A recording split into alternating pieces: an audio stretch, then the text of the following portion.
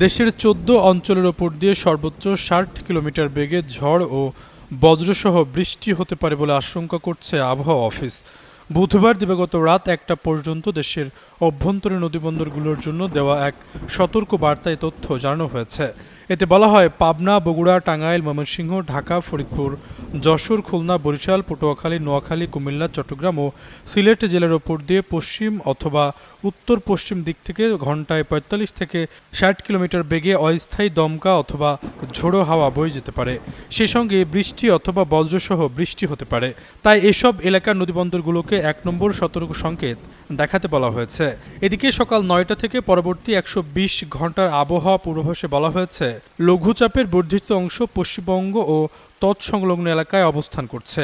মৌসুমের স্বাভাবিক লঘুচাপ দক্ষিণ বঙ্গোপসাগরে অবস্থান করছে। এর প্রভাবে ঢাকা, ময়মনসিংহ, খুলনা, বরিশাল, চট্টগ্রাম ও সিলেট বিভাগের ২-১ জায়গায় অস্থায়ীভাবে দমকা হাওয়া ও বিদ্যুৎ চমকানো সহ বৃষ্টি, বজ্রসহ বৃষ্টি হতে পারে। এছাড়াও দেশের অন্যত্র অস্থায়ীভাবে আংশিক মেঘলা আকাশ সহ আবহাওয়া প্রধানত শুষ্ক থাকতে পারে। সারা দেশের দিনের তাপমাত্রা ১ থেকে ২ ডিগ্রি সেলসিয়াস বাড়তে পারে এবং রাতের তাপমাত্রা সামান্য বাড়তে পারে।